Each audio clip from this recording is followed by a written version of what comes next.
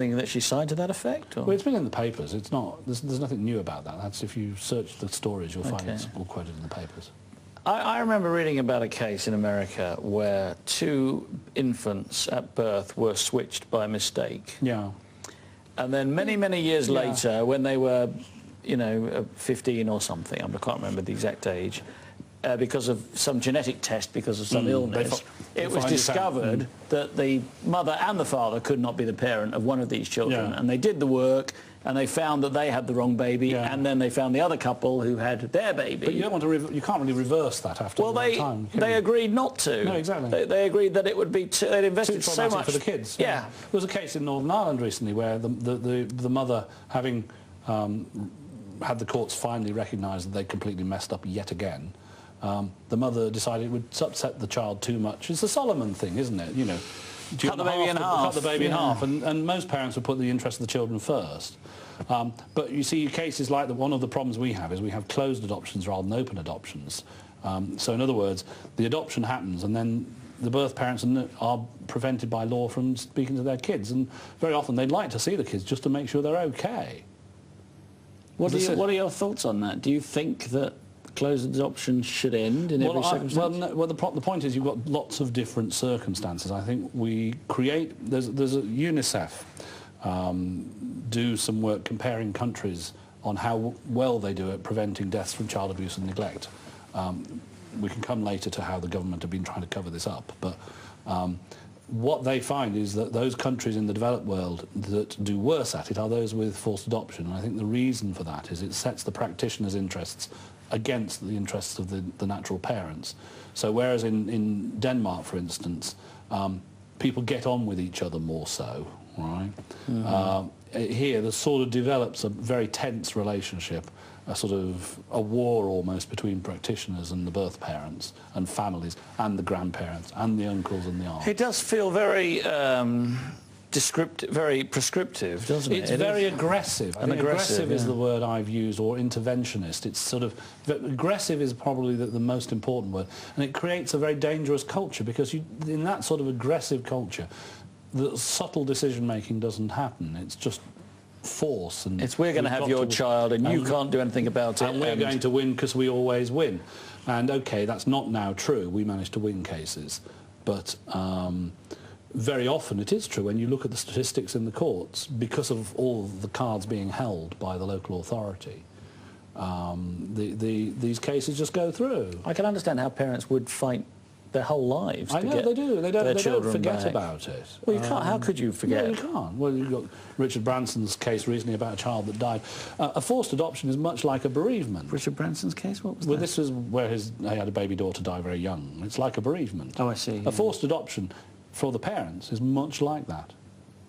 And it's quite, you know, for older children, you know, the Ofsted did a study of the children's view on being adopted, and something like a third said, those who could express a view, of course, because some of the babies are in a bit difficult situation, that a third said, well, we didn't want to lose our original parents.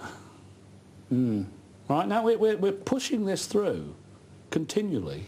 Thousands a year, you know, got up to about 4,000 at the peak. Well, if it is a secret, we don't even know, do we? No, we have the stats, because a thing called the SSDA 903 return, which statistically looks at the numbers of these things that happen. So how many children are being forcibly Well, it's come down adopted? To about 3,000. How many are forcibly is slightly different. 3,200 are adopted from care, I think, in the last year, and there are a lot more special guardianships. But not all of those are forcibly adopted, because you have maybe 250 to 500 voluntary.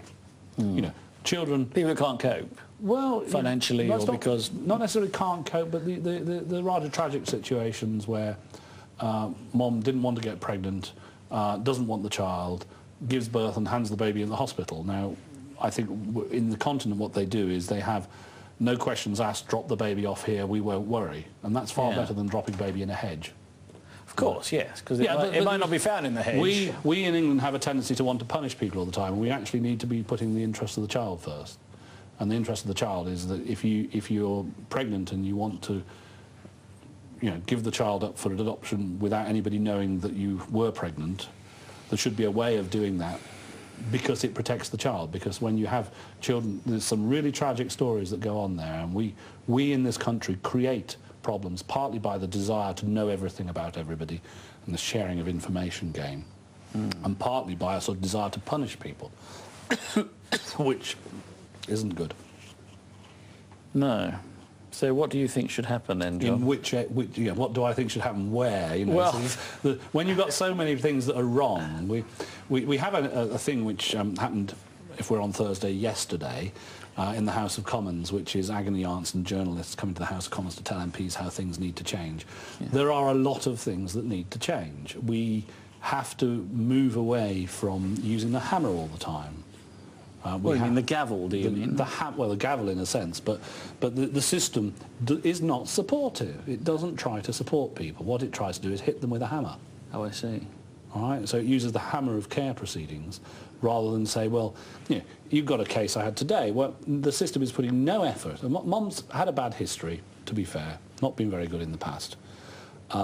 We're not putting effort in to try and keep her with a child. There are a number of mothers around who have like 10, 12, 13, 14 babies taken off them on the trot.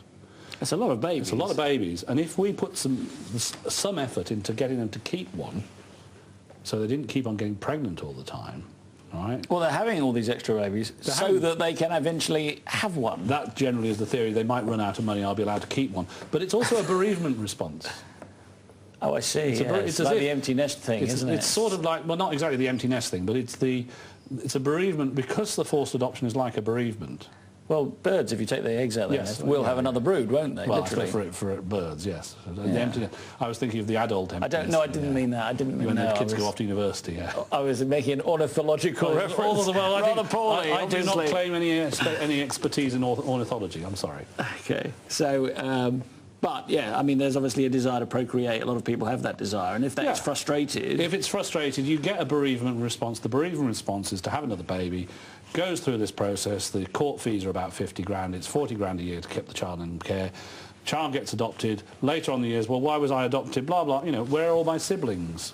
You know, you've got a child out of 14 different siblings, all dotted around in different places. Now, get older, people want to know where they come from. They always do. And they have the right now. And they have the right to find out certain things. And not everything for adoption. And then it gets sent to the mother saying, do you want to be revealed as the mother? Well, things like that. And, you know, and it gets really traumatic. And we create for ourselves a really big problem. Yes. Yeah, no, I'm sure we do. And it's because there is not sufficient work, proper research work done as to the consequences of what's going on. So the consequences of forced adoption, we don't look at how many children who are forcibly adopted end up back in care, full stop. Not end up back in care in the same local authority, figures for which I have, but end up back in care, full stop. And that's just silly. That really is, you can't sensibly run a system where you're doing things on an unevidenced basis. All right, so we're not studying things properly. To be fair to the Royal College of Paediatricians and Child Health, they have put more effort recently into studying things. We're going for our final break now. We'll be back with John Hemming here shortly, and we'll see you very soon.